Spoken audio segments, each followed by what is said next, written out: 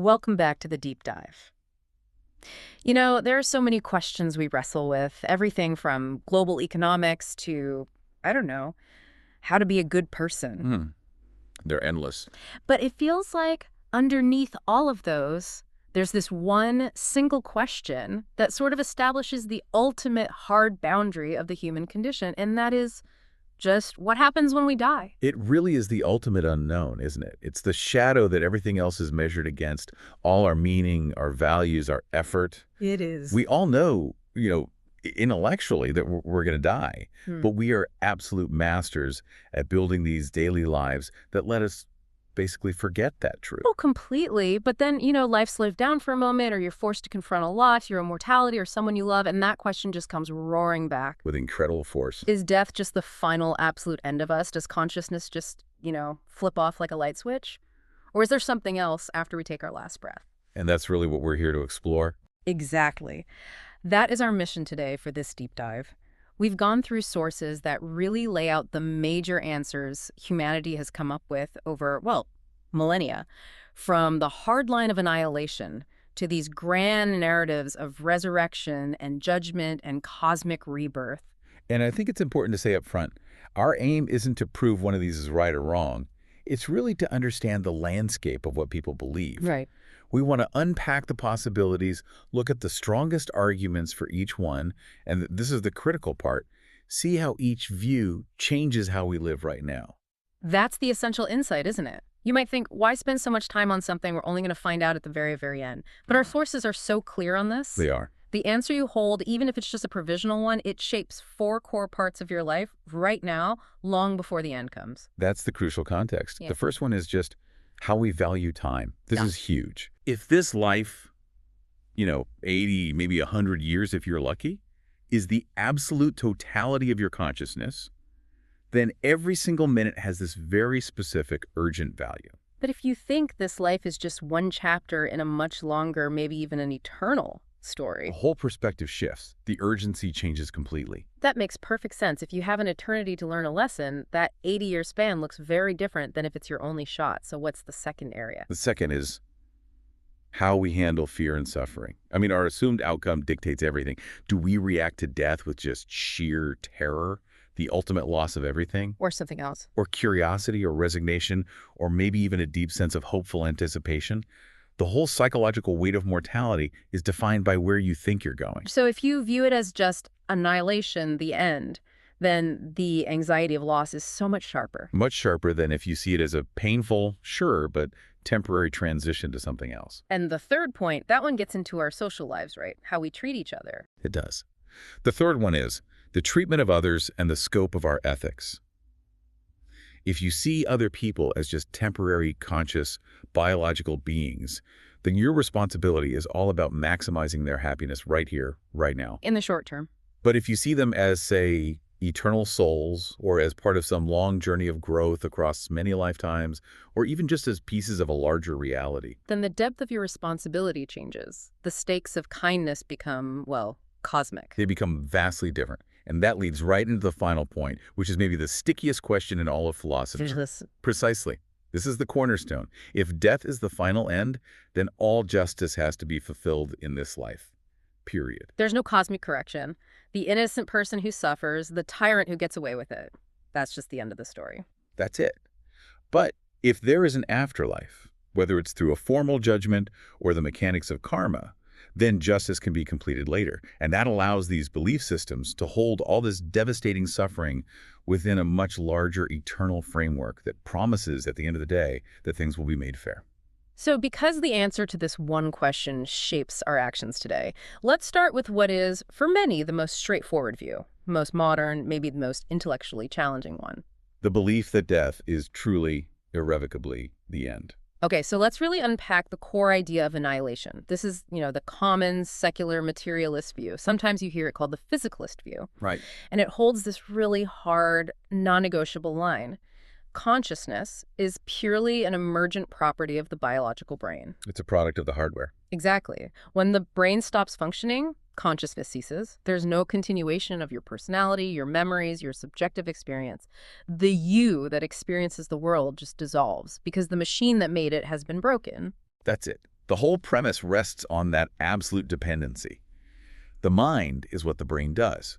So if that, the 3-pound organ that generates the self is irreversibly damaged or destroyed, the phenomenon itself is gone.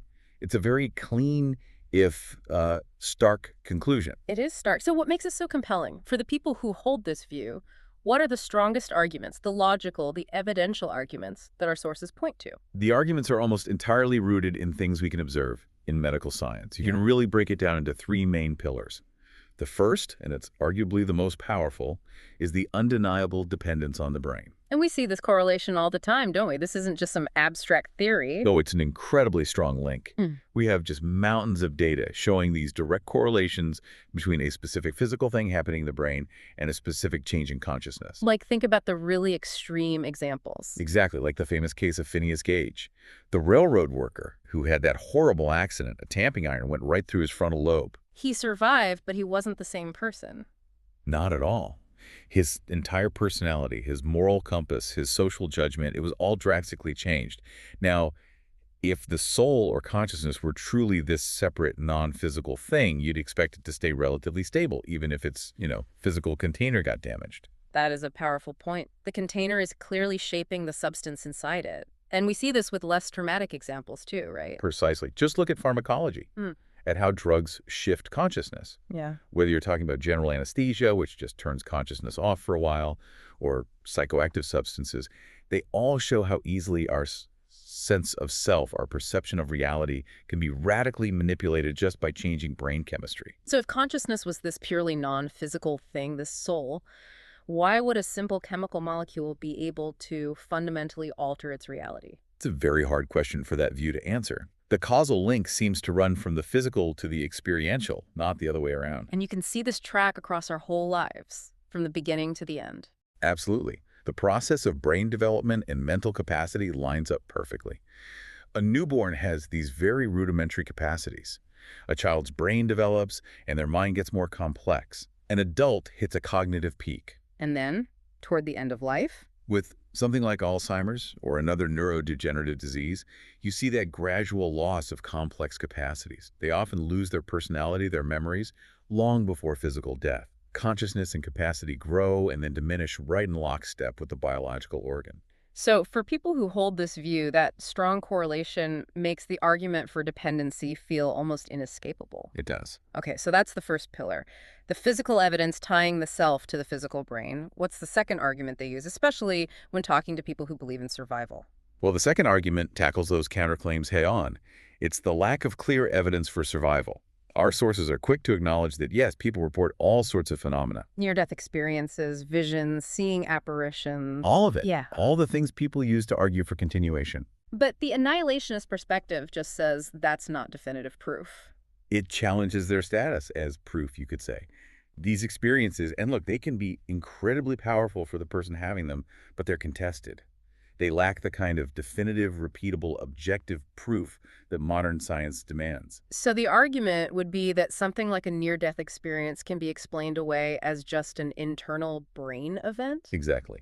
The brain under extreme stress, a flood of chemicals or psychological responses, or even just memory construction that's shaped by your culture.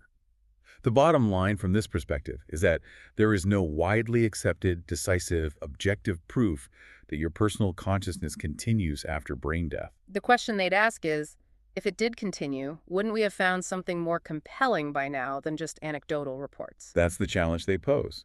And that leads to the third point, which is less about evidence and more of a philosophical stance. This is the appeal to simplicity, right? Often framed using Occam's razor. Exactly. Let's just define that quickly for anyone listening. Good idea. Occam's razor is basically the principle that when you have competing explanations for something, the one that requires the fewest new or unnecessary assumptions is usually the better one. It's the most straightforward one.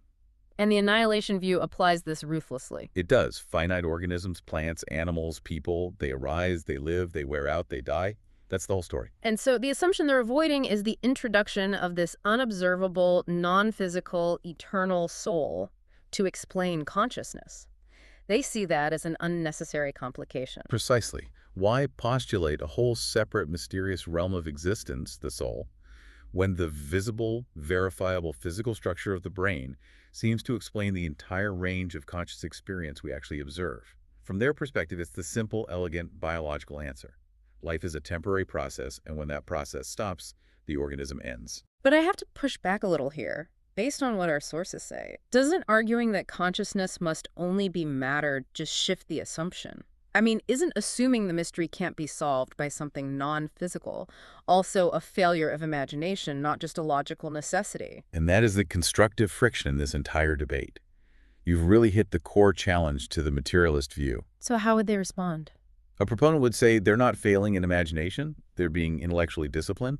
They'd say, look, we have verifiable predictive evidence for A, that brain activity causes consciousness, but we have zero verifiable predictive evidence for B, a non-physical soul operating on its own. So for them, the burden of proof is entirely on the person who wants to introduce the soul. Entirely. Okay, so let's say you accept this framework. You truly internalize that death is the end, the final curtain, no encore. How does that change how people live, how they approach morality in action? Well, the sources point to this fascinating split, a real dichotomy in how people react. On one side, you have the potential for this profound, paralyzing despair. The nihilistic reaction. Yeah, if nothing lasts, then nothing really matters, so why bother trying to be good or create meaning?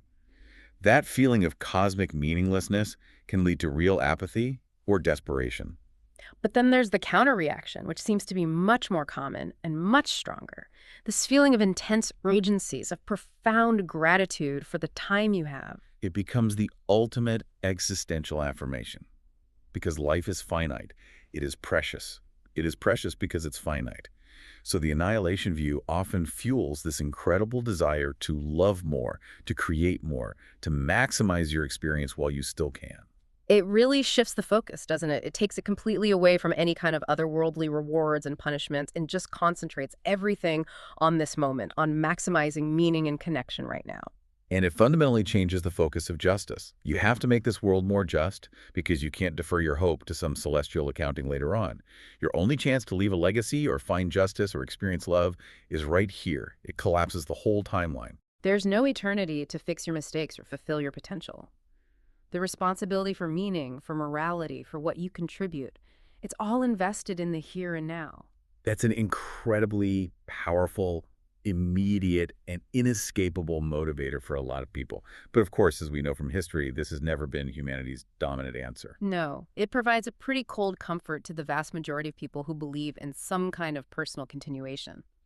So let's turn now and explore that monumental counter-argument, death as a doorway. Right. So if the annihilation view sees consciousness as this temporary product of matter, the personal survival view, which you find in, almost every major world religion and a lot of philosophy, sees consciousness or the soul as something that just inhabits the body for a while. So death isn't the end of the person. Not at all. It's just a painful separation, and it's followed by some kind of continued personal existence. This view is so incredibly diverse, though. It's not just one answer. It's a whole spectrum of possibilities for what could happen next. It is. Our sources really divide this idea of continuation into two major distinct categories, plus a really fascinating philosophical middle ground. Okay, so let's start with the one that's probably most familiar to people in the Western world. This model is absolutely central to Judaism, especially in post-biblical thought, Christianity, and Islam. Now, the details are really complex and vary a lot, but the core mechanism is pretty consistent. And what's that? After death, the soul faces some kind of judgment based on the life you lived on Earth, and that judgment leads to an eternal or at least a definitive destiny. And that destiny is usually described as either ultimate blissful closeness to God, heaven, or paradise, or a state of separation and punishment, which is hell or damnation. That's the basic framework. Right. And we should probably remember that these traditions often include intermediate states too, right? Right, like purgatory in some Christian denominations, or different ideas about post-mortem testing or waiting in Islamic thought before you reach that final destiny. That's a vital piece of context. Those intermediate states are a way of dealing with the messy reality of human imperfection. But the central driving engine of this whole belief is the profound weight of consequence that gets attached to your ethical and spiritual life here. What you do here matters eternally. Because the soul is immortal. And this view, it provides the ultimate answer to that problem of justice we talked about earlier. It perfectly completes the justice equation. It does. And that's why this view is so psychologically powerful. If a ruthless dictator or a successful criminal lives a comfortable life and dies peacefully, well, under the annihilation model, that's it. Story's over. But in the heaven and hell model, any justice that wasn't meted out in this life is absolutely guaranteed to be fulfilled in the next. Exactly. And on the flip side, suffering that's endured virtuously in this lifelike martyrdom or poverty, it's not meaningless. It's held within this much larger, eternal story that promises an ultimate reward or relief, or at least clarification. It gives people the ability to endure immense suffering in the present with this radical, deep hope for the future. But even within these traditions, the meaning of these destinations is always being debated. It's not a single monolithic belief system at all. No, the internal debates are incredibly complex. They've driven centuries of theological discussion. The biggest philosophical question is probably about the nature of the consequence itself. Are heaven and hell truly eternal? Historically, the majority view was yes. For a long time, yes. But there are very strong philosophical movements toward what's called universalism, the idea that God's mercy will eventually redeem all souls, or the view that hell isn't eternal torture but maybe a temporary purifying stage, or just a metaphor for separation from God. And then there's the whole question of who gets in and how. Is it about faith? Is it about good works? Is it just grace? And that question determines the entire moral and ritual structure of the religion built around it. On top of that, you have this intense debate over how to interpret the imagery. You mean when the sources talk about literal fire or golden streets or eternal feasting? How literally are we supposed to take that? Exactly. If you take it literally, it demands this strict obedience to specific laws and rituals to avoid a very physical punishment. Whereas a symbolic interpretation would emphasize something different. A symbolic reading emphasizes spiritual growth, internal transformation, the state of your consciousness. Is it in union with or separated from the divine? The difference is profound. A symbolic view might focus on developing inner virtue and compassion, seeing heaven as a state of perfect love. While a literal view might focus more on external rule following, driven by fear of a very physical outcome. Okay, so if we shift our focus from the Abrahamic traditions to the East to traditions like Hinduism, Buddhism, and Jainism, we find a completely different structure for personal survival, but it's one that's just as concerned with consequence and cosmic justice. We're talking about reincarnation. Right. The basic idea here is that consciousness or the self, it's not tied to just one single life. Death is not a final destination at all, but just a temporary transition between, biological vessels. So it's a continuous cycle of birth, life, death, and then rebirth, what's known in Sanskrit as samsara. Yes. And the mechanism that governs this whole cycle, the thing that connects all these lifetimes, is karma. We hear that word all the time in the West, and it's often, well, misused. People think of it as just this simple punitive force like cosmic revenge, but it's so much more complex than that in its original context. Oh, far more complex. Karma literally just means action. It's not a judgment handed down by some deity. Huh? It's more like a neutral, impersonal, and automatic system of consequence. Think of it less as punishment and more like a law of nature. Like the law of conservation of moral energy. That's a good way to put it. Your actions, your intentions, your deeds in this life, they generate a kind of energy that shapes your future experiences. So good, selfless, moral actions lead to more favorable rebirths. It's exactly. Better opportunities, better conditions, fewer obstacles in your next life. And conversely, harmful actions create this negative karmic residue that leads to painful conditions or less favorable rebirths. It's a mechanism that ensures universal moral responsibility across vast stretches of time. The meaning this gives to your life is just immense.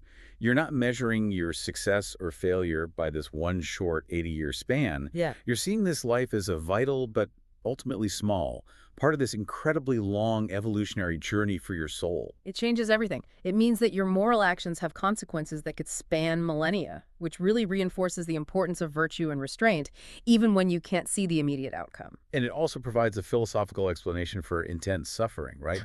Even the suffering of innocent people, which is so hard to reconcile in other systems. It does. It attributes that suffering to actions that were taken in prior forgotten lives. In this model, death becomes this routine, expected transition.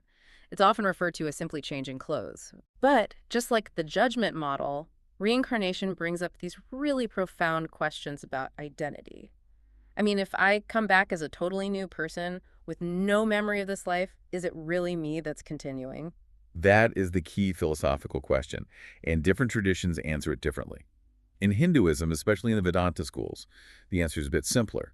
They say the Atman, the permanent eternal soul or self, is what transmigrates. Your core essence moves on, even if the new person doesn't have the old memories. But in Buddhist philosophy, it's much more nuanced. They have the doctrine of anatta, or non-self. Yes, the concept of anatta says there is no permanent, unchanging self to begin with, even in this life. So the question becomes, what gets reborn? If there's no fixed soul to jump between bodies. It's not a soul. It's more like a stream of consciousness or a bundle of accumulated tendencies that moves forward. The classic analogy is one candle lighting another. The flame is passed on. The first candle is gone, the second is lit. They are not the same flame, but there's a clear continuation of causal energy. It's continuity without a fixed identity. That distinction, a continuation of a process versus the continuation of a specific personal identity, that feels really critical for understanding the difference between these views of the afterlife. It is. And the ultimate goal in these traditions isn't even necessarily a better rebirth. The highest goal is liberation from the cycle entirely. Moksha in Hinduism or nirvana in Buddhism. The end of suffering, the end of being entangled in the physical, karmic world. You know, that idea of continuity without a fixed identity seems to lead us toward a kind of philosophical middle ground. One where survival happens, but the self is so radically transformed that it sort of bridges the gap between a familiar personal afterlife and complete dissolution. A lot of philosophers and mystics land right there. Yeah. It's a kind of survival that acknowledges both profound continuity, your essence survives, and radical change. Your ego does not. It's an evolution of the self. Our sources mention concepts like the spiritual or resurrected body. How is that different from just a simple soul surviving? Well, it tries to solve the problem of the physical world. In a resurrection model, which you find particularly in some Christian and Jewish thought, the person eventually gets a new, immortal body, one that isn't subject to decay or death anymore. So it maintains your personal identity, but the container is upgraded, spiritualized? Right. You're not just a ghost. You're a whole person made new. And then there's the even more abstract idea of union with the divine, but you still somehow retain your individuality. You can think of Neoplatonism here, or some Gnostic ideas. The self sort of ascends back toward its source, the divine one, and there it's refined and purified and integrated into a collective consciousness, but it still retains its essence. So you survive, but in a mode of expanded consciousness. You're not constrained by the limited ego and memory and physical laws we experience now. Exactly. So we're not extinguished, but we're also not the exact same person we were 5 minutes before we died. It's an elegant compromise, in a way. It satisfies that deep longing for meaning and continuity, but it doesn't demand that all the mundane, flawed parts of our current ego have to last for eternity. It allows for redemption, for evolution beyond what we're even capable of now? It suggests that maybe the best parts of us survive, but the flawed, limited self we know now gets shed, allowing for a much grander, less defined kind of existence to continue. It's a very spiritualized, post-materialist answer. That idea of an expanded consciousness leads us perfectly into the third major category of answers.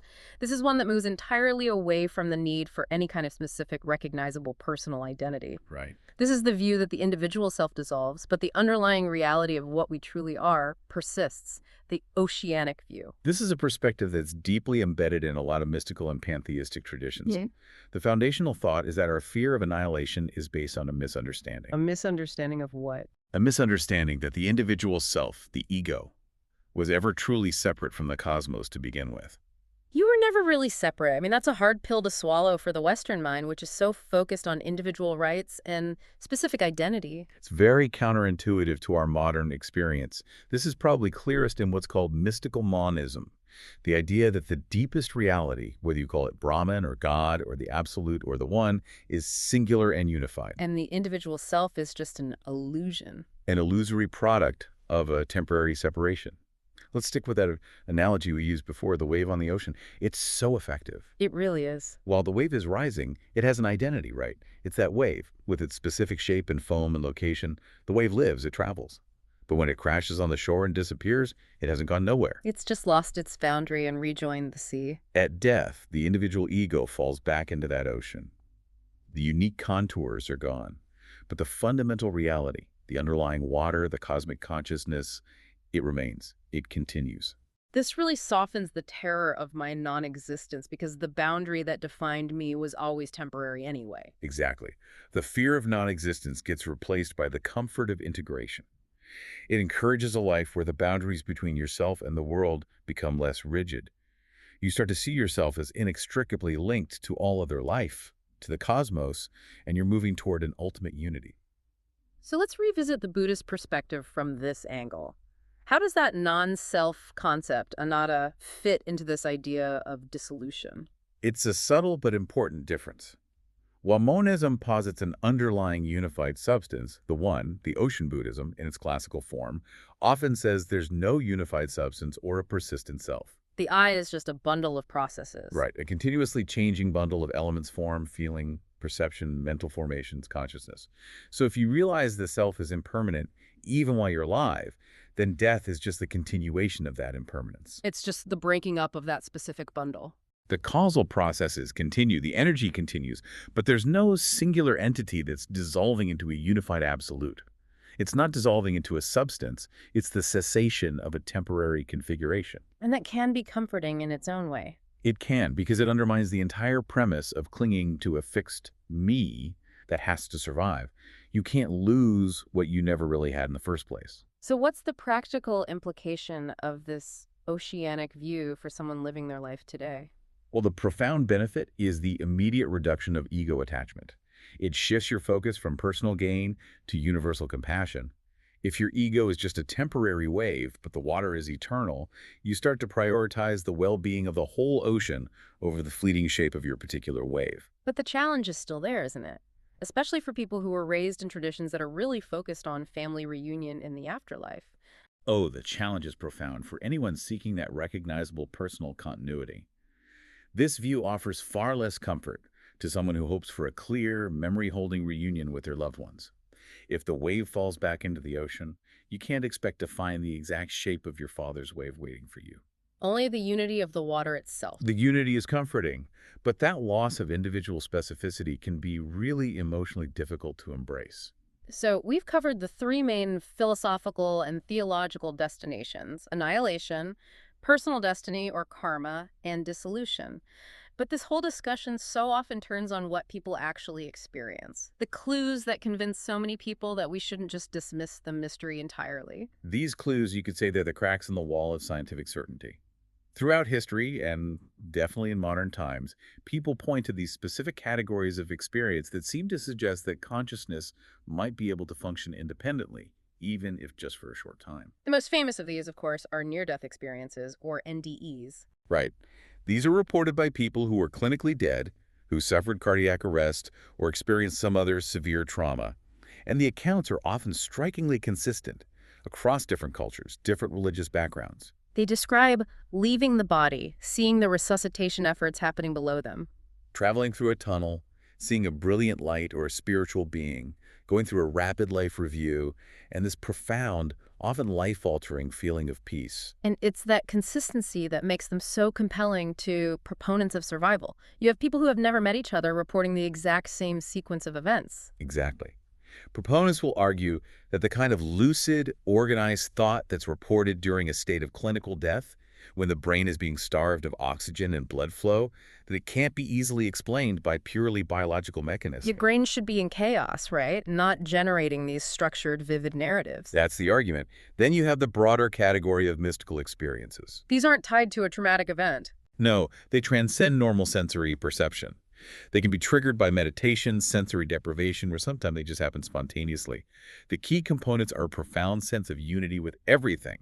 The boundaries of the self just melt away. A feeling of timelessness and this overwhelming sense of contact with a higher, ultimate reality. And they're incredibly convincing to the person who has them. Oh, they often lead to a lifelong, unshakable conviction that the material world is not the whole story. And finally, you have the experiences people have after a loss, the ones involving deceased loved ones. These fall under apparitions, dreams, or synchronicities. We're talking about those highly realistic, vivid dreams that feel like an actual visit, or meaningful, unlikely coincidences that seem to be guided by the deceased, or even just a momentary non-physical perception of a loved one, a smell, a presence, a voice that's just so hard to dismiss as simple imagination or grief. Especially when it happens to multiple family members independently. That's when it gets really compelling for people. Okay, so we have all this anecdotal data, these incredibly powerful, subjectively real phenomena. How does critical thinking approach this body of, well, contested evidence? It sets up the ultimate philosophical and scientific contest. On one side, you have people holding these experiences up as powerful clues that consciousness can function independently of the brain, at least for a little while. They argue that the structural elements of NDEs, the tunnel, the life review, are just too consistent to be random biological noise. But the materialist view, the annihilationist camp, they have strong counterarguments for all of this, attributing them to physical or psychological causes. They absolutely do. The counterargument attributes NDEs to specific brain phenomena, things like temporal lobe activity, the brain flooding with endorphins during extreme stress, or maybe a process called cognitive tunneling, where the dying brain focuses all its remaining energy on producing one final, cohesive narrative. They also point out that NDEs often have culturally specific imagery. Yes, a bright light for some, but a specific deity for others, which suggests that our cultural programming is influencing the experience. So the consistency is just a product of the similar biological process of dying, not evidence of a shared destination. That's the core argument. Hmm. Mystical experiences are seen as altered states of consciousness that you can achieve through chemical means or severe sensory deprivation, which only proves how plastic and suggestible the human brain is. And apparitions. They get filed under psychological coping mechanisms, projection, or just errors in memory and perception that happen when you're grieving. It's the classic epistemological problem, isn't it? Your internal vivid experience versus the lack of external objective verification. And that's really the conclusion our sources draw. These experiences, as powerful as they are, do not prove anything decisively. They just lack the kind of evidence required for universal scientific acceptance. Yet, precisely because they are so profound and so persistent across human history and culture, they are powerful enough to keep that question of something more open for a huge number of people who might otherwise just default to the annihilation view. They're the constant human reminder that the simple answer might not be the whole answer. The debate remains open. It does. So let's shift our focus entirely now. Regardless of which answer you personally lean toward, how does that belief actually translate into tangible, ethical action in your daily life? This is where we really move from the abstract to the pragmatic. Yeah. Whether death is a wall or a doorway, it fundamentally dictates our priorities, our willingness to make sacrifices, and our tolerance for suffering, both our own and other people's. So let's start with the perspective of finitude, the annihilation view. The urgency of finitude just changes the whole equation of motivation.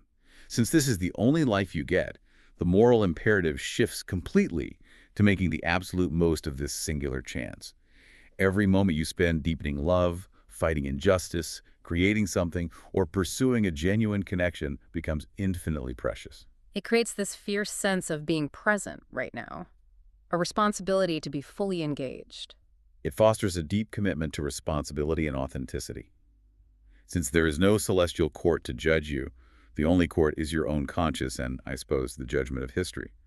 This can be a tremendous motivator for social good, for environmental stewardship. You have to protect this world because it's the only one you've got. But the sources also warn about the inherent risks that come with this belief, too. There are two main pitfalls. The first we already talked about, nihilism, where the feeling of meaninglessness just breeds apathy. But the second is the counter-impulse, a kind of desperate, sometimes reckless hedonism. The fear that time is running out. Exactly. This you only live once mentality. If you take it to an extreme, it risks just overlooking the well-being of other people in a frantic pursuit of your own personal experience. And the ethical implications for justice are pretty heavy. If justice fails here, it fails completely. That is the tragic reality of the annihilation view.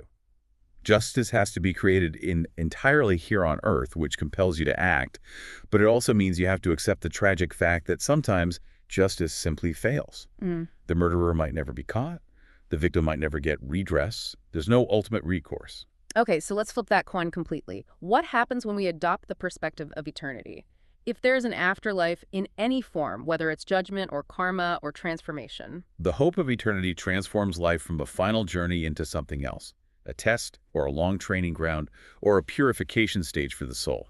The ethical emphasis shifts dramatically from just temporal pleasure to spiritual and moral growth, Because those efforts have eternal or consequences. multi-lifetime consequences. And this gives people an incredible resilience to face tragedy. The men's courage. That's the primary potential strength. A deep, profound hope in the face of death, and the courage to sacrifice for virtues, for truth, for other people. If you believe your soul persists and your current suffering is contributing to some eternal reward or karmic progression, you can endure pain, even physical martyrdom, with a completely different attitude. The pain is temporary, but the ultimate progress is eternal. Right. But the risks here are just as serious, and they often point in the opposite moral direction from the annihilationist risks. What do you mean? The major risk is the neglect of this world. The idea that this life doesn't matter, only the next one does, can lead to political apathy, environmental neglect, or just indifference to earthly temporal suffering. If this world is just a temporary waiting room or an illusion, why would you invest immense energy into fixing its very real problems? And the other risk, that one touches on our justice point again. It's the risk of moral passivity, or even justifying injustice now by appealing to the future. You might overlook or tolerate oppression because you believe, maybe carelessly, oh, the oppressed will be rewarded in heaven, or the oppressors will get their punishment later through divine judgment or karma. So it postpones the essential ethical action you need to take right now. It can lead to a kind of moral carelessness in the present moment. It's really fascinating how both sides, born from such different assumptions about the universe, carry both this immense ethical potential and this massive ethical risk. It all depends on how they're lived out. It just demonstrates that belief is never just an intellectual proposition. It's an existential toolkit that we use to navigate moral choices every single day. The belief we choose affects the very quality of our compassion. Hmm. So given the sheer weight of this question and the fundamental lack of any definitive empirical proof from either science or revelation, what role can philosophy actually play in this debate? We've kind of established that philosophy can't use a telescope or a microscope to prove or disprove the existence of a soul. So what is its true, honest value here? Its value is in imposing intellectual integrity and clarity. First, philosophy forces us into clarifying concepts. If we're going to debate survival, we have to define our terms. When someone says, I survived death, what do they actually mean? Exactly. Are they hoping for their memories to persist? Do they need their specific personality and character to continue? Or are they just talking about some non-physical, irreducible essence?